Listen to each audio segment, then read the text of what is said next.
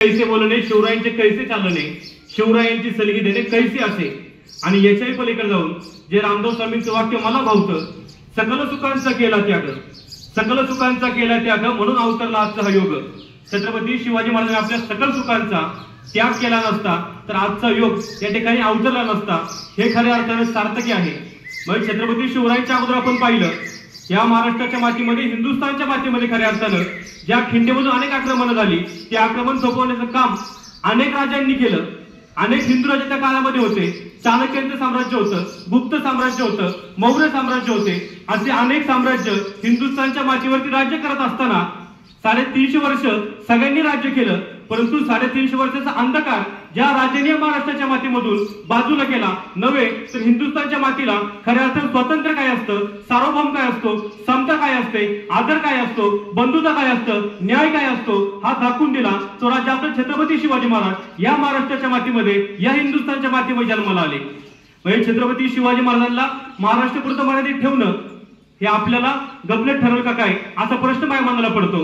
कारण ज्या छत्रपती शिवरायांनंतर छत्रपती संभाजी महाराजांनी 9 वर्ष आपलं राज्य पेललं, त्या छत्रपती संभाजी महाराजांनंतर 27 वर्ष ज्या ताराराणींनी आणि ज्या इथल्या संतजींनी धनाजींनी हे राज्य पेललं, त्या छत्रपती शिवरायांच्या मावळ्यांनी महाराजांनंतर ज्या महाराजांनी अग्निकुंड आपल्या सगळ्यांना दिला होता की प्रत्येक रयतेला पोटात लावलं पाहिजे, रयतेच्या धुळीवरती सुखाचं छत्र निर्माण झालं पाहिजे, ते छत्र निर्माण करण्याचं काम छत्रपती शिवाजी महाराजांनंतर पेशवाईपर्यंत अख्ख्या मावळ्यांनी केलेलं आहे. म्हणजे हे राज्य फक्त महाराष्ट्रापुरतं नव्हतं, अहद तंजावर ते तहत पेशावर अवघा मुलूक आपला. म्हणजे खऱ्या अर्थानं पश्चिम बंगाल असेल, उत्तर प्रदेश असेल, मध्य प्रदेश असेल किंवा गुजरात असेल, आंध्र प्रदेश असेल, केरळ असेल, तमिळनाडू असेल, अख्ख्या मुलकांवरती छत्रपती शिवरायांचा भगवा ध्वज हा लढत होता. म्हणजे आपण खऱ्या अर्थात जातीमध्ये भांडत बसतो. अनेक जाती राजकारण या हिंदुस्थानच्या मातीमध्ये तयार होतात. त्यावेळेस मला जाऊन कुठे प्रश्न पडतो की ज्या शिवरायांचा विचार मी आपल्या समोर मांडत असताना की छत्रपती शिवाजी महाराजांना फक्त एका जातीपुरतं मर्यादित ठेवायचं, हे प्रत्येक शिवरायांच्या मावळ्यांनी मनाला प्रश्न केला पाहिजे की ज्या माझ्या राजाने 18 फकर जाती 12 बलुतेदारांना एका पंक्तीमध्ये जेवणासाठी बसवलं आणि हा राजा फक्त पंक्तीमध्ये बसलाच नाही तर इथल्या रयतेच्या घरापर्यंत गेला, मोडक्या तोडक्या मावळ्यांपर्यंत गेला आणि त्याला सांगितलं की हे राज्य माझं आहे. का छत्रपती शिवराय म्हटले हे राज्य शिवरायांचं आहे, हे राज्य भोसल्यांचं आहे? तर नाही, छत्रपती शिवरायांनी सांगितलं हे राज्य तुमच्यासाठी आहे आणि हे राज्य आपल्या सगळ्यांना मिळून तयार करायचं आहे. जो विचार जगद्गुरु तुकोबारायांनी आपल्याला दिलेला आहे, एकमेकांचे सहाय्य करू अवघे धरू सुपंत, तो विचार छत्रपती शिवरायांनी आणि त्यांच्या मावळ्यांनी खऱ्या अर्थाने मातीसाठी पेललेला आहे. म्हणजे छत्रपती शिवरायांनंतर काय झालं तर छत्रपती संभाजी महाराज या मातीला छत्रपती शिवरायांनी दिले आणि छत्रपती संभाजी महाराजांनंतर राजाराम महाराज असतील, ताराराणी असतील, असे असंख्य मावळे आपल्या मातीसाठी लढले. मग आत्ताचा मावळा काय करतोय?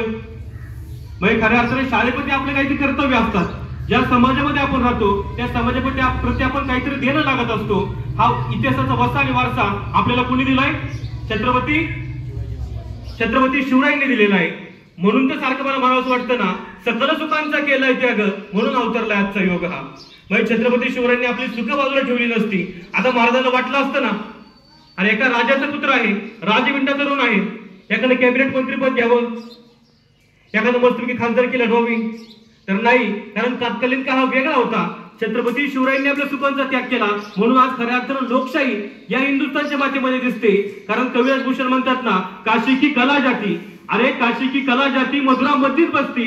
छत्रपती शिवाजी महाराज नव्हते तो सुन्नत हम सबकी होती, अरे सुन्नत हम सबकी होती. हे छत्रपती शिवरायांचा तत्कालीन काळामधला कविराज भूषण. हा कविराज भूषण जन्म कुठला? उत्तर प्रदेश मधला. आणि आपण भांडण कोणासोबत करायची? युपी वाल्या भैयांसोबत.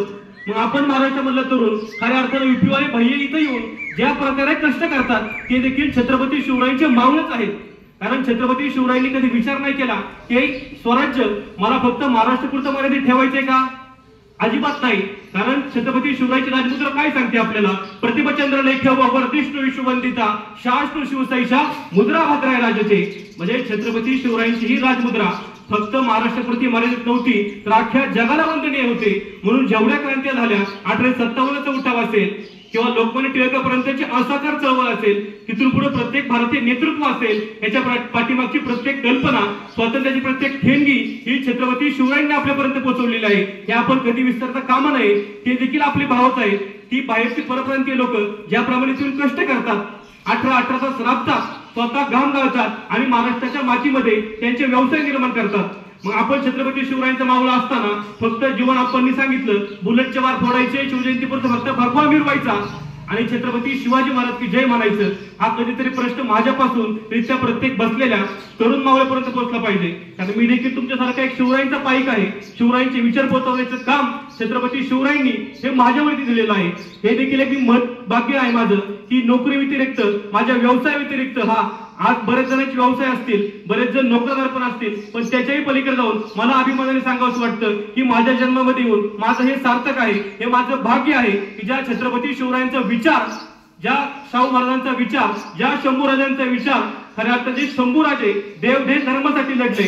खऱ्या अर्थाने त्यांनी आपल्या अग्निकुंडामध्ये आपल्या जीवनाची आहुती दिली. त्या छत्रपती शिवरायांचा, शिवशंभूंचा विचार आम्ही तुमच्यापर्यंत पोहोचवतोय आणि तुमच्या बसलेल्या सर्वांपैकी एक 10 मावळे जरी आज तयार झाले शिवरायांच्या विचारांनी, शिवरायांना प्रेरित होऊन घडणारा मावळा खऱ्या अर्थाने कसा असावा, म्हणजे ज्या जगद्गुरु तुकोबारायांनी सांगितलं की जी माणसं खऱ्या अर्थाने मरतायत त्या माणसाला जगद्गुरु तुकोबारायांनी भक्तीचा जागर दिला आणि त्या जागराच्या पाठीमागे छत्रपती शिवाजी महाराजांनी शक्तिरूपी ताकद उभी केली आणि त्या छत्रपती शिवाजी महाराजांनंतर तुमच्या सारख्या चट्टी लंगोटी मधल्या प्रत्येक मावळी पुढे आले आणि मावळ्यांनी सांगितलं या छत्रपती शिवाजी महाराज आपल्यामध्ये नाहीत. म्हणजे जगाच्या इतिहासामध्ये एकमेव असा इतिहास आहे तो म्हणजे छत्रपती शिवाजी महाराजांचा की आज राजा नव्हता, तख्त नव्हते, लढायला सेनापती नव्हता, तरी देखील छत्रपती शिवाजी महाराजांनंतर 27 वर्ष मुघलांची झुंज देणारा हा महाराजांचा महाराष्ट्र लढत होता, लढत राहिला.